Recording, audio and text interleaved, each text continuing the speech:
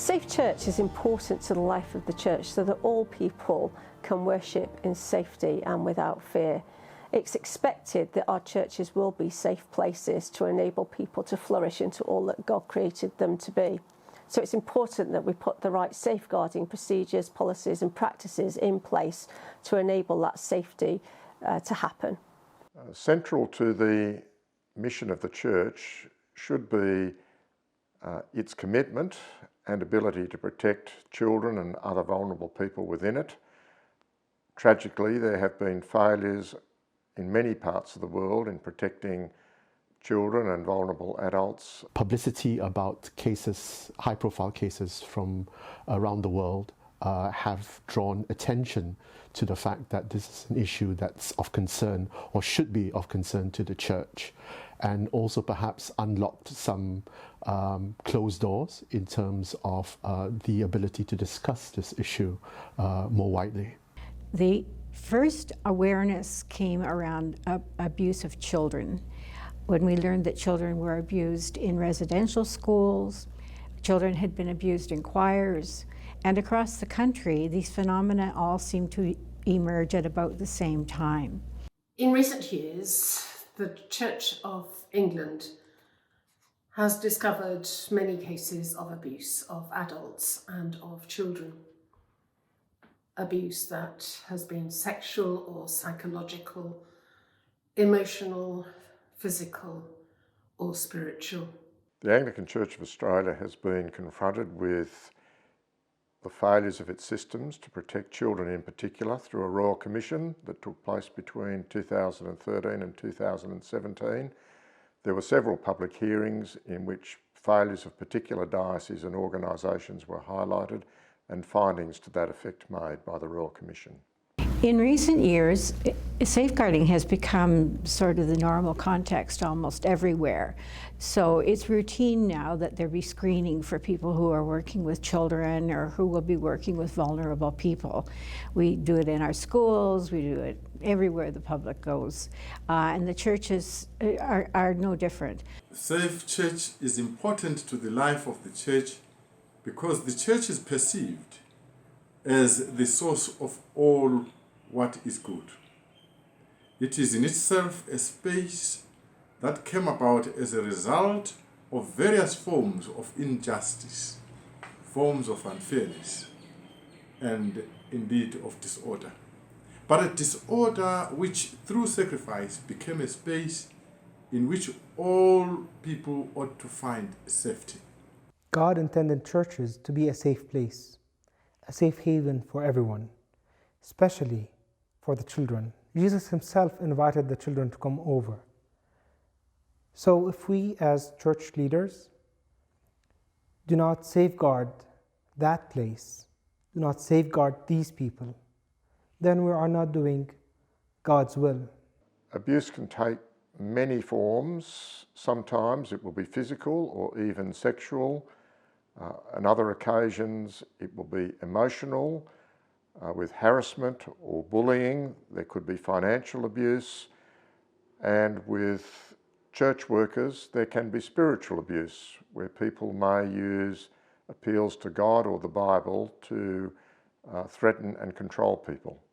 The perpetrator might also manipulate or groom the victim into believing that they have a special kind of relationship by paying them special attention, by telling them that they are special or different, by buying gifts, by seeming particularly helpful to them or to their families, in order to gain trust and then to gradually isolate the person. There's also a process of getting the person more and more comfortable with increasing levels of physical contact, so that by the time the sexual offence is committed, there is the sense that the person is already complicit, already in the relationship, and that guilt and shame is then used against them. At the heart of abuse is that desire to control a person, to coerce a person, to have power over them, to get them to do what you want them to do. And it's the opposite of the love and freedom that Christ brings. The harm done, both for the primary and secondary victims, is far-reaching and is deeply entwined in people's lives, because this harm will cause them to lose their trust in the church, lose their trust in church leaders, and sometimes even have spiritual problems and even lose their trust in God. The impact can be years long of doubting oneself, having inability to trust other people, inability to form close relationships in many aspects of their lives. For some people, it leads to depression, anxiety, drug and alcohol abuse. And it has, as we know, led to people taking their own lives because of the pain of being victimized and not being able to tell or be heard about that. In addition to the people who are the primary victims, the direct victims, there are secondary victims of abuse in church. Those secondary victims are all the people who are in the communities, the congregations, the faith communities where the abuse happens. Just as we in a faith community rejoice with each other when there's joy and feel each other's sorrows, we feel the sorrow and pain when one of its members is victimized.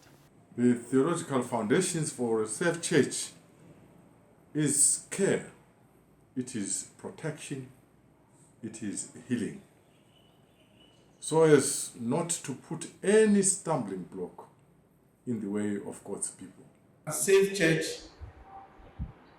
based on our Christian belief, we have to be compassionate.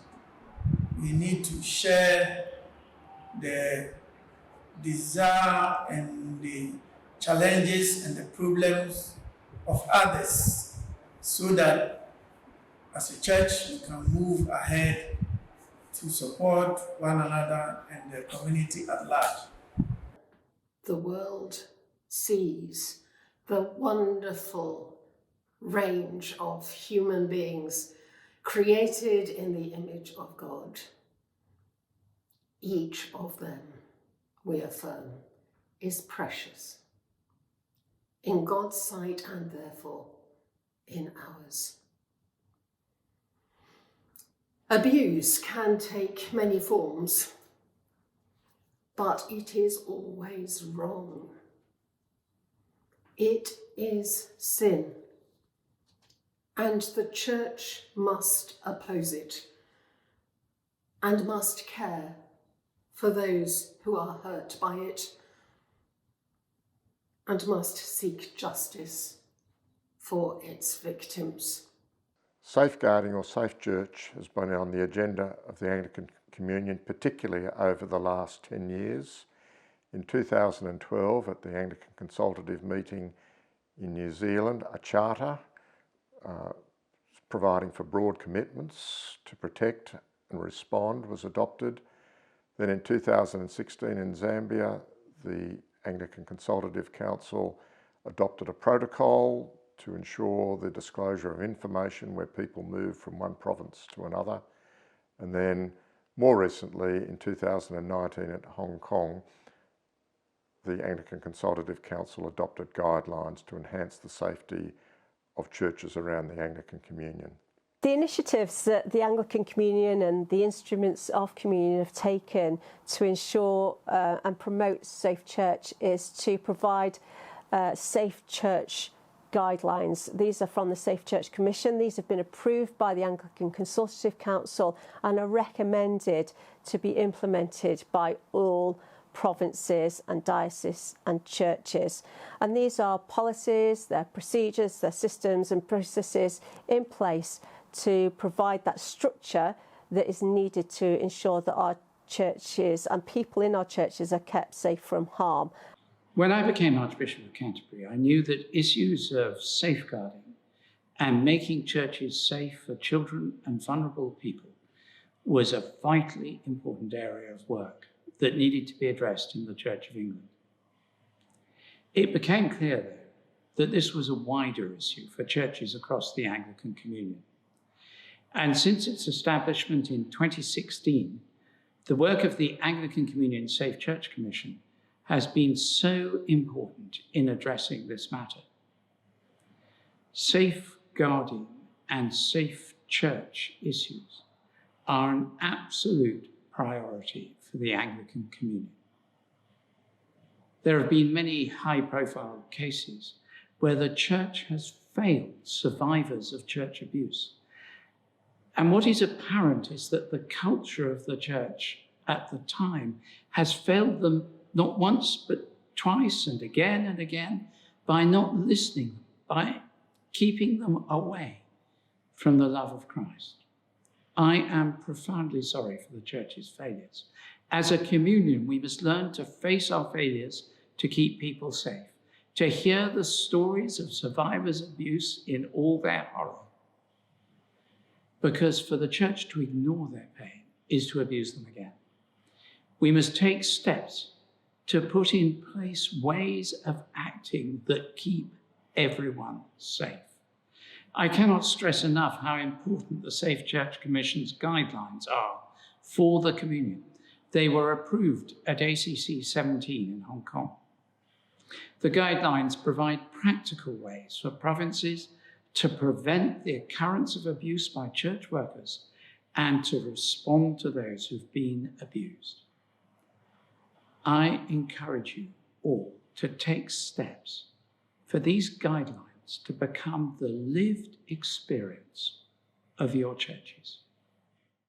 The Safe Church Commission has the vision of enhancing the safety of people in the churches around the communion through ensuring that church workers act with integrity, that where people experience abuse, they receive help, that those who abuse are made accountable, and that church leaders no longer conceal abuse where it happens. We want our churches to be a safe place where people can worship and be who they are in safety and to flourish into all that God created them to be. So it's keeping people safe, it's enabling them to worship in safety, and it's to enhance and build on the safeguarding measures that are already in place to ensure that they are continually implemented, refreshed and relevant to our context and our culture that we find ourselves in. Bishops who don't know about the Safe Church or the guidelines, the first step that they can take is to read the guidelines and to assess whether their own diocese has procedures in place that give effect to the guidelines.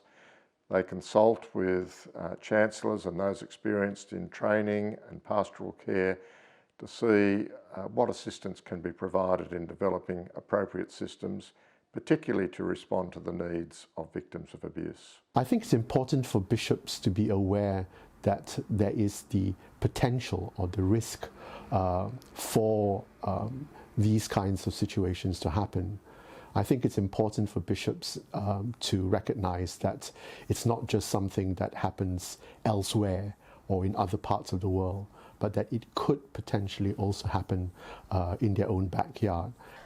I think the most important thing is that they model safeguarding themselves, that they implement it and ensure that there's a plan of action for implementation across every church in their province, and that there's a budget to enable that to happen. It would be helpful for every diocese or province to have a group to examine the guidelines and assess whether they, in whole or in part, are implementing those guidelines.